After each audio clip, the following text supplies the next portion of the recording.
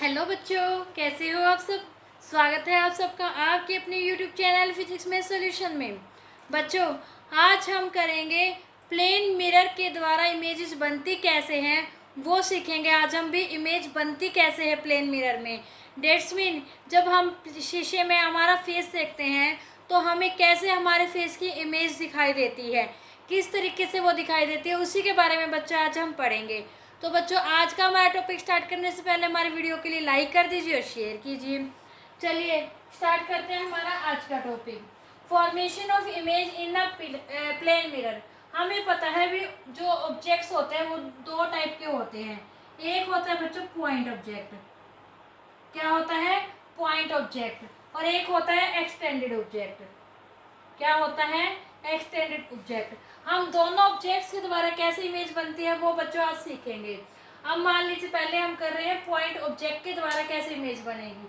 मान लीजिए यहाँ पर कोई ये ए है, सॉरी ओ है। ओ क्या है, एक ऑब्जेक्ट है। ये क्या है, एक पॉइंट ऑब्जेक्ट है। वो एक लाइट ऑफ सोर्स है, यानी कोई भी सोर्स है लाइट का। और ये एम और एम डैश क्या है, ये प्लेन मिरर है जिसके पीछे क्या की गई है, पॉलिश की गई है। हमें पता है हमारे मिरर के पीछे पॉलिश होती है ना। तो अब हम क्या करेंगे इसमें, हाँ वो हमें पता है इस लाइट सोर्स से बहुत सारी लाइट रेज निकलेगी, लेकिन हम यहाँ सिर्फ दो रेज से हम इस हमारे इस टॉपिक को करेंगे। दोनों रेज जहाँ पर आपस में मिलती है वहीं पर क्या होता है, वहीं इमेज बनती है। अब दो के अलावा मान लीजिए 10 रेजिज होंगे ना, तो वो भी उसी पॉइंट पर मिलेगी। तो हम सिर्फ दो रेजिज से करेंगे। तो मान लीजिए एक रेज निकल रही है ओ ए, जो मिरर के पॉइंट ओ पर मिलती है। ओ ए रेज मिरर के पॉइंट ओ पर मिलती है और ए एक्स डायरेक्शन में क्या हो जाती है, ये यहाँ पर रिफ्लेक्ट हो जाती है। क्या हो जाती है, रिफ्लेक्ट हो जाती है। तो जो ये नॉर्मल है, ये क्या है, नॉर्मल है N1A। N1A क्या है, एक नॉर्मल है। नॉर्मल क्या होता है, जो प्लेन मिरर के साथ परपेंडिकुलर होता है, यानी 90 डिग्री का एंगल बनाता है, वो नॉर्मल होता है। इसके साथ जो ये इंसिडेंट रे है, इंसिडेंट रे कौन सी थी, ओ ए रे क्या कर रही है, I1 का एंगल बना रही है, और जो रिफ्लेक्टेड रे है वो R1 का एंगल बना रही है। तो जो ये एंगल I1 और एंगल R1 है ना, ये दोनों इक्वल होंगे, किससे, लॉ ऑफ रिफ्रैक्शन के रूल से। ओके बच्चों, ये थी हमारी फर्स्ट इंसिडेंट रे और फर्स्ट रिफ्रैक्टेड रे। अब मान लीजिए एक रे हम ले रहे हैं ओ बी क्या कर रही है, प्लेन मिरर पर बी पॉइंट पर इंसिडेंट हो रही है। इंसिडेंट हो रही है तो ये यहाँ पर टकराने के बाद, फॉल होने के बाद क्या कर रही है, बी वाई डायरेक्शन में रिफ्लेक्ट हो रही है। तो ये रिफ्लेक्टेड रे ए थी, ये रिफ्लेक्टेड रे 2 है, यानी सेकंड रिफ्लेक्टेड रे है। और ये मान लीजिए नॉर्मल है, सेकंड नॉर्मल है इसका। तो ये नॉर्मल के साथ यहाँ पर क्या बना रही है, I2 एंगल बना रही है, और इधर रिफ्लेक्टेड ये रे क्या बना रही है, R2 एंगल। तो according to law of reflection ये दोनों एंगल भी क्या होंगे, हमारे इक्वल होंगे। अब आप देख रहे हैं ये दोनों की दोनों रेज क्या हो रही है, डाइवर्ज हो रही है। यानी अगर हम इन्हें आगे बढ़ाते जाएं तो ये कहीं पर आपस में नहीं मिलेगी। तो हम क्या करेंगे, हम इन्हें डॉटेड क्या करेंगे, पीछे मिला देंगे, और ये जहाँ पर भी मिलेगी वहाँ पर एक पॉइंट की जो हमें इमेज दिखाई जहाँ पर मिलेगी उसे हम नाम देंगे I। और यहाँ पर क्या बनेगी, इस पॉइंट ऑब्जेक्ट की इमेज बनेगी। जब हमारी I इन रिफ्लेक्टेड रेज को देखेगी तो क्या होगा, ये एकदम स्ट्रेट आती हुई दिखाई देगी। और जैसे वो ये I शीशे में देखेगी, यानी मिरर में देखेगी, तो उसे ये इमेज दिखाई देगी जो शीशे के पीछे बनी हुई है। इस तरीके से क्या है बच्चों, ऑब्जेक्ट O की यहाँ पर हमें क्या है, मिरर में पीछे इमेज दिखाई दे रही है। अभी मिरर में पीछे है, ये नहीं है, अभी मिरर को क्रॉस करके चली गई, क्रॉस नहीं कर सकती है लाइट रे। क्यों, क्योंकि ये पॉलिश्ड है, ये मिरर के अंदर ही आपको दिखाई देगी। मान लीजिए ये ऑब्जेक्ट कोई 5 मीटर दूर था मिरर से, तो ये जो इमेज है ना, ये इमेज भी 5 मीटर दूर ही यहाँ पर दिखाई देगी। यानी ऑब्जेक्ट और जो इमेज है इनके बीच की डिस्टेंस टोटल क्या हो जाएगी, 10 मीटर हो जाएगी। आई बात समझ में बच्चों, किस तरह से बनी है हमारी यहाँ पर ऐसे पॉइंट ऑब्जेक्ट की इमेज बनी है। चलिए हम पॉइंट ऑब्जेक्ट की इमेज तो हमने कर ली, लेकिन अगर एक पॉइंट ऑब्जेक्ट की जगह हमारा ऑब्जेक्ट थोड़ा बड़ा हो, मान लीजिए कोई ए बी है ऑब्जेक्ट, ऐसे बड़ा ऑब्जेक्ट हो, क्योंकि पॉइंट ऑब्जेक्ट हमारे मोस्टली जो ऑब्जेक्ट्स होते हैं उनकी कुछ ना कुछ साइज होता है, कुछ ना कुछ शेप होती है। तो कुछ अगर कुछ साइज होगा तो डेट मीन वो थोड़ा बहुत तो बड़ा होगा। हम मान लेते हैं ये है ए बी, एक कोई भी एक्सटेंडेड या फाइनाइट ऑब्जेक्ट। क्या है? कोई भी एक्सटेंडेड या फाइनाइट ऑब्जेक्ट है ये। ओके बच्चों, जिसका ए भाग क्या है? टॉप का मान लिया, और बी क्या है? बॉटम का। अब कोई भी बड़ा ऑब्जेक्ट है, मान लीजिए कोई ए बी है, तो इसके अंदर क्या होंगे? बहुत सारे पॉइंट ऑब्जेक्ट होंगे। ऐसे बहुत सारे पॉइंट ऑब्जेक्ट होंगे ना, तो उन सबसे रेंज जा रही होगी। लेकिन हम यहाँ पर सिर्फ 2 ही पॉइंट ऑब्जेक्ट लेके चलेंगे, वो है एक ए और एक है बी। सबसे पहले हम लेते हैं जो टॉप का पॉइंट है ए। इससे जो लाइट रेज आ रही है, पहले इससे भी हम 2 रेजेस का से ही करेंगे, हालांकि इनमें रेजेस बहुत निकलेगी, लेकिन हम किससे करेंगे? सिर्फ 2 रे से।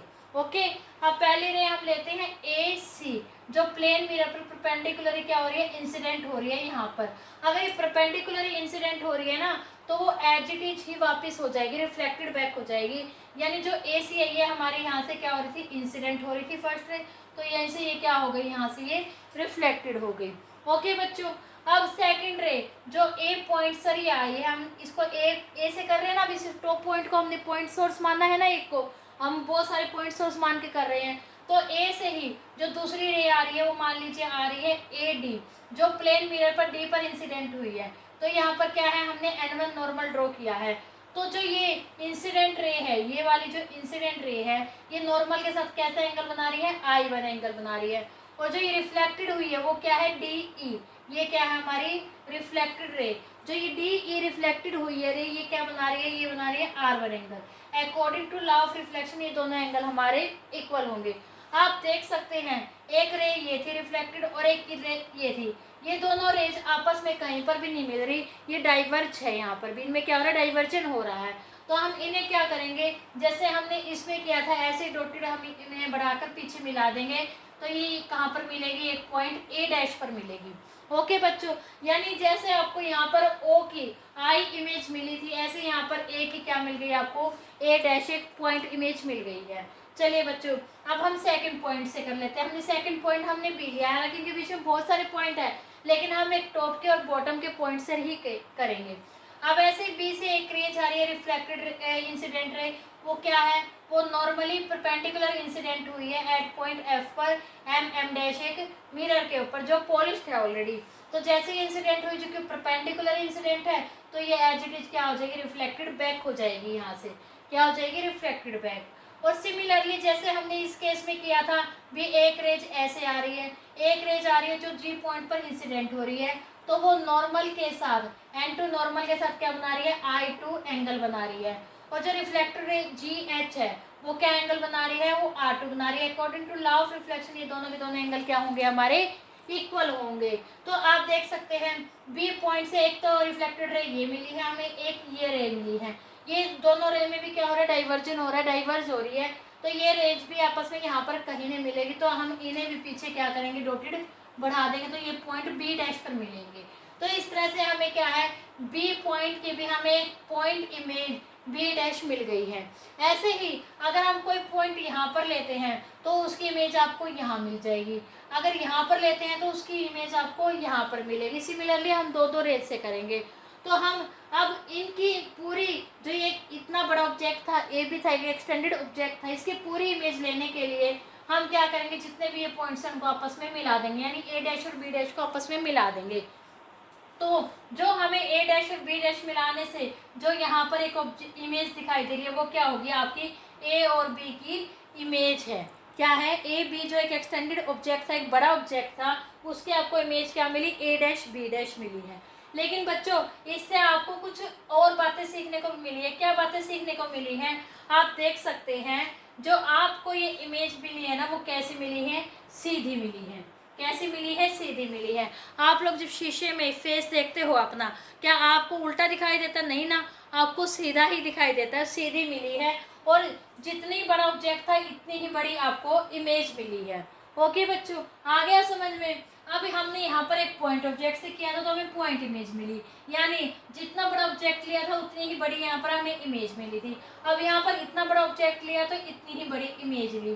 तो इन इमेजेस के द्वारा जो हमने एक पॉइंट ऑब्जेक्ट से इमेज प्राप्त की, और एक एक्सटेंडेड ऑब्जेक्ट से जो हमने इमेज निकाली है, ऐसे रे डायग्राम बनाए हैं इनसे आपको कुछ इस प्लेन मिरर के बारे में कुछ और पता लगा। भी इनसे कैसी इमेजेस बनती है। भी एक तो सीधी बनती है, सेम साइज की बनती है। और एक बात और ध्यान करना बच्चों, ऑब्जेक्ट आपका जितनी दूर होगा ना, यानी ये डिस्टेंस जितनी होगी, इमेज की डिस्टेंस भी उतनी ही रहेगी। जैसे मैंने यहाँ पर आपको बताया था, अगर 5 मीटर की डिस्टेंस पे है तो 5 मीटर पे ही बनेगी। लेकिन सिर्फ एक बात होती है, मैंने आपको स्टार्टिंग में भी शायद बताया हो, अगर नहीं बताया है तो आप सुन लीजिए। इसमें लेटरल इन्वर्जन इमेज बनती है। कैसे लेटरल इन्वर्जन होती है, वो क्या होता है कि यानी वो हम पढ़ेंगे हमारे नेक्स्ट टॉपिक में, लेटरल इन्वर्जन क्या होता है। और हमारा जो नेक्स्ट टॉपिक होगा इसका, उसमें हम प्लेन मिरर के द्वारा जो इमेज बनी है उससे हमें क्या क्या कैरेक्टरिस्टिक्स मिली है, प्लेन मिरर की क्या क्या विशेषताओं का पता लगा है, उसके बारे में हम पढ़ेंगे। तो आइए बच्चों, आप लोगों को आज का हमारा टॉपिक है प्लेन मिरर के द्वारा कैसे इमेज हमें मिली, अगर पॉइंट ऑब्जेक्ट है तो कैसे हमें इमेज प्राप्त होती है, अगर एक्सटेंडेड ऑब्जेक्ट हो, पॉइंट ना हो, उससे थोड़ा बड़ा ऑब्जेक्ट हो, तो कैसे इमेज मिलेगी।